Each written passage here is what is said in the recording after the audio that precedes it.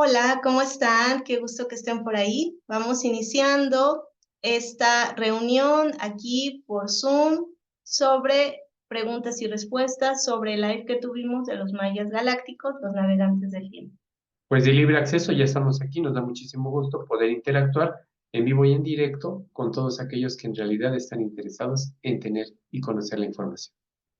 Y tenemos aquí algunas preguntas, tenemos también aquí algunos invitados que van llegando de poquito en poquito. Vamos a las preguntas que nos enviaron, vamos a iniciar con la primera. Y ya, bueno, los que están ahorita aquí en Zoom, si tienen alguna pregunta que vaya saliendo de estas, nos van anotando ahí en el chat y vamos complementando la información. Miren, la primera pregunta que nos hicieron llegar es, ¿por qué se les ve a los mayas como primitivos? Porque muchas veces hablan que los mayas son en realidad una cultura muy primitiva. Y si son de la séptima dimensión y navegantes del tiempo, ¿por qué este tiene esa percepción de que son primitivos? Entonces, bueno, Iván ahorita nos va a platicar Bueno, sobre esa ello. pregunta está muy interesante y en realidad es muy paradójica. Los mayas ha sido considerado un pueblo aborigen y que es un pueblo aborigen que se quedó en el Neolítico. Esto porque obviamente no hay metales dentro, no hay ni siquiera rastro de una rueda. Y lamentablemente esta categorización que se le da es porque se le hace una comparación y una referencia a un proceso de evolución. Aquí nos daremos cuenta de que cuando hablamos de seres de séptima dimensión, como se menciona en la pregunta, hablamos de que las habilidades o dones de los que nosotros en su momento hemos platicado o conocemos que se llegará a ese punto, pues simplemente eran habilidades que tenían inherentes a la dimensión y al nivel de ser que estaba en frecuencia. Y obviamente hablamos de teletransportación, hablamos de telepatía, hablamos de fenómenos que ellos lo desarrollaban. Obviamente que si se tiene teletransportación, ¿para qué se quiere una rueda? ¿Para qué se quiere un vehículo para trasladarse de un punto a otro? Porque se pueden ellos teletransportar. Medios de comunicación, ¿para qué quieren tener un medio de comunicación si tienen una telepatía? Y obviamente esa comparación de la civilización de la que mencionamos es importante mencionarlo aquí porque cuando ellos estaban en un periodo de apogeo propiamente, al mismo tiempo se transcurría una edad oscura europea. Ahí nos damos cuenta que la comparación que se realiza es directamente tomando como consideración que una civilización era lo preponderante y lo máximo a lograr en esos puntos, cuando en ese sentido la comparación que se realiza estaba hecha pedazos en cuestión a oscuridad propiamente de un planeta. Entonces, bueno, vamos a continuar. Ya si ustedes tienen ahorita los que estamos aquí en Zoom, en directo, alguna pregunta sobre ello, bueno, ahí váyanoslas registrando. La siguiente pregunta es, José Argüelles, en algunos escritos ustedes se han dado cuenta, han podido profundizar. Él dice ser Balún Botán. Él siempre firma como Balún Botán. Entonces, aquí la pregunta que nos hacen es, ¿qué tiene que ver con Pacal Botán? Es una pregunta muy interesante porque sabemos que José Argüelles fue quien sentó las bases, fue quien puso precedentes sobre todo esto que estamos desarrollando, sobre el sincronario maya, sobre la sincronización, sobre la convergencia armónica. Entonces, bueno, vamos a hablar un poquito de ello. José Argüelles, como ustedes saben, trabajó todo lo que es el sincronario de 13 lunas, toda esta conexión que hace el sincronario de 13 lunas, es para pasar de un 1260 a un 1320. Entonces, cuando nosotros estamos trabajando sobre este sincronario de 13 lunas, lo que hacemos es trasladarnos de un tiempo artificial a un tiempo natural, que es el tiempo en el que tendríamos que estar habitando ya en este espacio-tiempo. Entonces, bueno, para un poquito eso, porque ha habido muchas críticas sobre el trabajo de Argüelles. Ahorita vamos a lo de Balún Botán, pero primero, bueno, esta parte, ¿no? Para que Aquí quedes. nada más comentar que lo que comenta Karin en ese momento es, él propiamente realizó una interfase de un estadio 1260 a un estadio, obviamente, original y verdadero 1320. Y precisamente esas 13 lunas tiene que ver, es esa interfase de interconexión, de comunicación de un estado a otro para poder pasar de un estado en el que se estaba totalmente distorsionado a un estado totalmente original. Y bueno, aquí la pregunta que nos hicieron, que qué tiene que ver con Pakal Botán, porque él dice ser Balún Botán, les vamos a explicar un poquito de dónde surge esto. José Argüelles, como les comentamos, ha sido llamado como un iniciador de la paz mundial, incluso estuvo realizando una meditación sobre convergencia armónica en 1987, y el nombre de Balún Botán se lo dieron precisamente un grupo chamanes, un grupo de chamanes en Teotihuacán, que dijeron, tú eres Balún Botán porque la misión que tú tienes aquí en la tierra precisamente trata de ello, trata de mostrar toda la sabiduría de los mayas, trata de dar esa continuidad que tuvo en su momento Pakal Botán, y también le dijeron estos chamanes en Teotihuacán que él era Balún Botán porque él era el que le tocaba cerrar el ciclo. Recordemos que Argüelles muere en el 2011 y en el 2012 es cuando se da esta transición, es cuando nosotros entramos, el sistema solar entra a la banda de fotones, y entonces él es el que cierra ese ciclo. Por eso es que él, toda la información que transmite es para cerrar el ciclo, el último ciclo.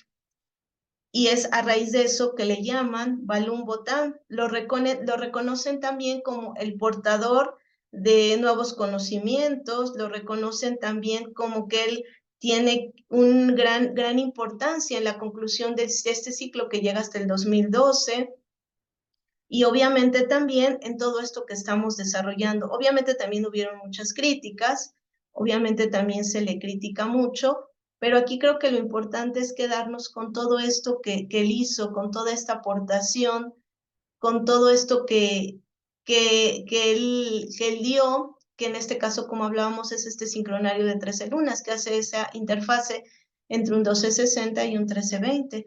Entonces, aquí estos ancianos, estos chamanes, le dicen precisamente, tú eres Balún Botán, y se lo hacen en la pirámide del Sol en Teotihuacán, en México. Nosotros sabemos que aquí Teotihuacán es llamada la ciudad de los dioses, aquí en territorio mexicano, y entonces ahí es donde se le da este nombramiento. Por eso él siempre pone Balún Botán, porque estos chamanes, estos nueve seres conectados con la naturaleza le dan el nombramiento. Además de que el nombre de Balún Botán no es nuevo, ya había sonado incluso antes que Pakal Botán había llegado a territorio maya, había llegado Balún Botán, llegó antes de Pakal Botán. En este sentido, en aquel tiempo, Balún Botán, digamos que llega antes de Pakal Botán y es el que prepara, digamos, todo para que en su momento, cuando aterriza Pakal Botán, pueda desarrollar lo que viene a realizar aquí al planeta. Entonces, bueno, esa es otra pregunta. Y también nos comentaron si los mayas galácticos estuvieran en la Tierra actualmente, ¿a qué se dedicarían? También nos mandaron esta pregunta. Sí, esa pregunta también es muy es interesante y muy bonita porque tratando de ubicar, digamos, una actividad, nosotros conocemos lo que es la parte de ingeniería, ingenieros eléctricos, ingenieros electrónicos, ingenieros que instalan redes de comunicación, pero obviamente comunicación eléctrica, electrónica, componentes, dispositivos armados, tabletas, conexiones. Entonces, ellos en este sentido serían ingenieros, pero obviamente a una escala pues mayor, a una escala obviamente Galáctica. de manera galáctica, colocando, digamos, nodos de conexión y de comunicación. Pero obviamente, ustedes yo creo que han tenido la oportunidad de observar que en este sentido las pirámides de Teotihuacán, Precisamente. viendo desde una distancia, una altura significativa aérea, tiene una analogía directa y una similitud con placas de electrónica, es decir, pistas de electrónica, componentes, procesadores. Entonces, hay muchas imágenes en las cuales se hace esa similitud de que las construcciones de las pirámides de las zonas arqueológicas tienen una relación directa con un armado y una estructura electrónica en realización para poder llevar a cabo cualquier sistema de comunicación o de interacción de manera electrónica o de manera informática neuronal. Exactamente. Entonces, bueno, estas son las preguntas que tenemos y bueno, aquí nos ponen otra pregunta. A ver, ahí va. A ver, vamos. Dice, pregunta, ¿los mayas galácticos en qué territorios trabajaban? Los mayas galácticos, pues principalmente vinieron aquí a México, a México. Principalmente es en la península de Yucatán, Palenque, Campeche, donde están todas las ruinas, Belice, Honduras, El Salvador, Guatemala. Es precisamente esa zona, porque también ha habido confusión de que dicen que estuvieron más abajo, ¿no? En Sudamérica, se podría decir, pero no llegaron hasta Centroamérica, llegaron hasta todos estos territorios que colindan, si hablamos en términos políticos, geopolíticos, pues sería todos los territorios que tienen frontera directamente con México, en la parte sur, ¿no? Del territorio mexicano. Esto es precisamente en donde trabajaron los mayas. Ya toda la información, obviamente, se empezó a compartir a todo el mundo, pero donde está la información es precisamente donde se encuentran estas ruinas arqueológicas, porque hablando un poquito de esto que decía Iván, obviamente ellos construyeron ahí pues sí, estos sitios arqueológicos que se les llama comúnmente como pirámides, como templos arqueológicos, porque tenían una razón de ser, porque hablando de que ellos son ingenieros y ellos pusieron ahí esas bases y esa estructura para una comunicación galáctica y cósmica, obviamente que esos territorios son territorios con pues sí, con una energía, con una Hablamos frecuencia de que mayor. cuando se instalan, digamos, se instauran este tipo de conexiones, este tipo de sistemas, hablamos de que es una arquitectura. Lleva una arquitectura electrónica, lleva una arquitectura en la cual, digamos, va a haber, es como en un computador, como en un diagrama, es un diagrama propiamente. Hay una fuente de poder, hay una fuente de alimentación, una fuente de transmisión, una fuente de recepción, es decir, todo va obviamente de manera arquitectónica, es una arquitectura electrónica propiamente. Y Y bueno, nos pregunta también, algunas personas pueden ser nudos. nodos. Nodos, muy buena pregunta. Y aquí yo comentaría, más que una persona fuera nodo, hablamos de frecuencias. Si cierto individuo, si cierto ser está frecuenciando a un nivel en el cual puede haber una comunicación o un enlace o una interfase con comunicación, puede ser un nodo, pero no porque una persona en realidad sea un nodo en sí.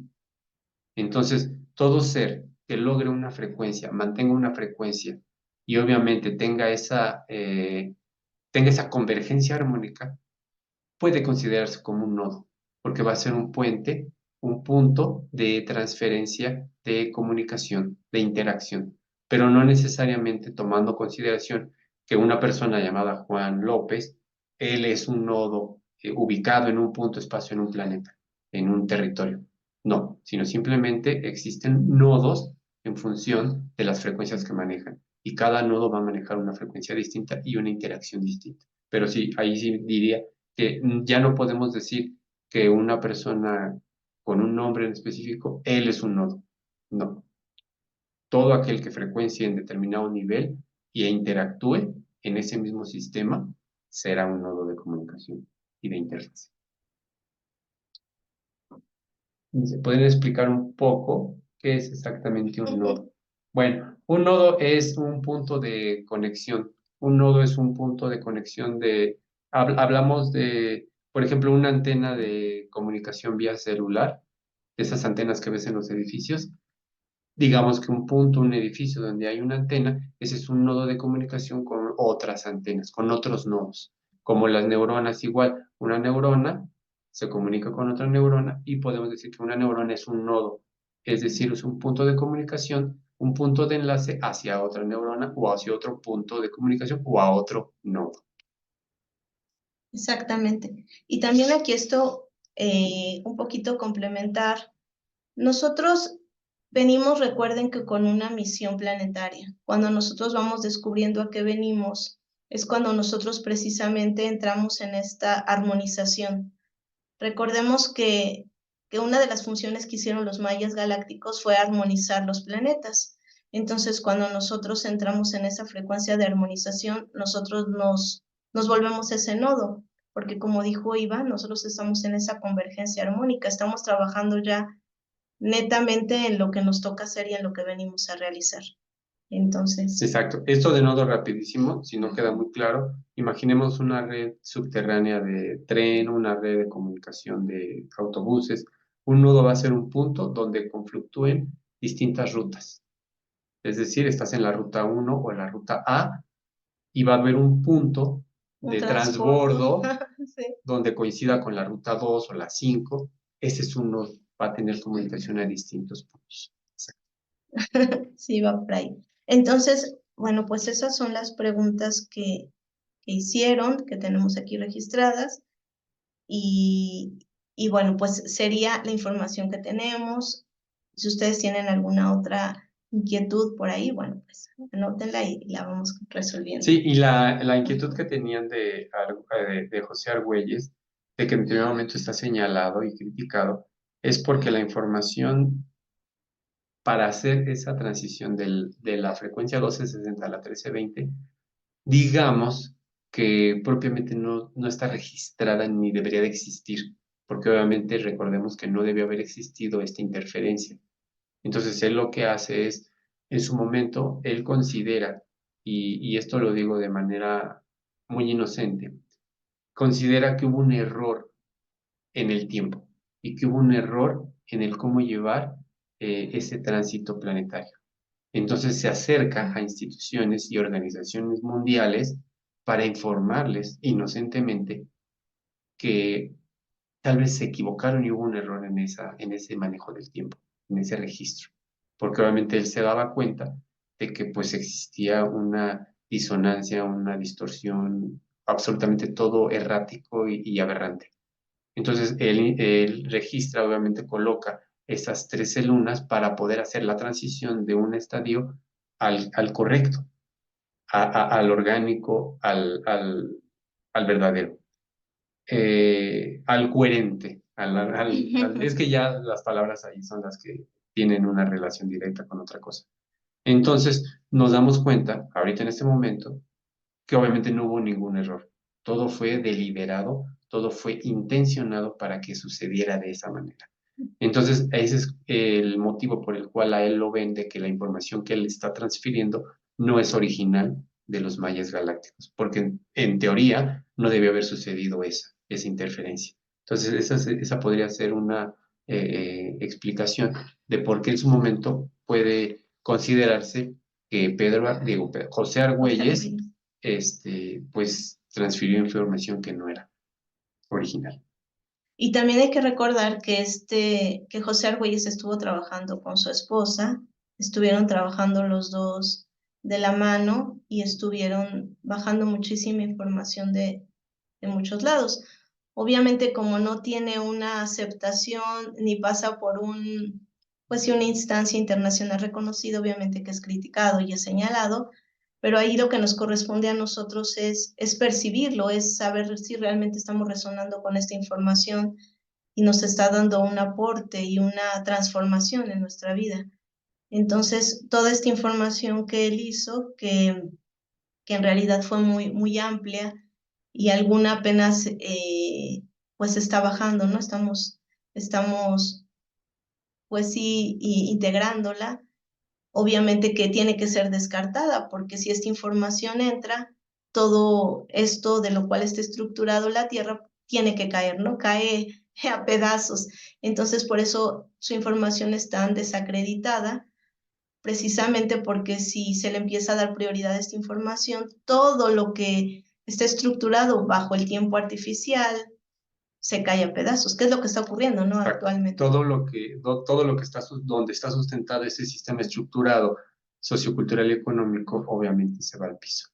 Entonces, es motivo por el cual como comenta Karina, pues no tiene eco, ni tiene un reconocimiento, ni un respaldo por ninguna organización o institución internacional, digamos, oficial, que pues pudiera aceptar que pues todo ha sido un engaño, una manipulación, un control, y que pues llega una persona llamada José Argüelles que dice que tal vez hubo un error en el tiempo, y de manera inocente, obviamente es un error.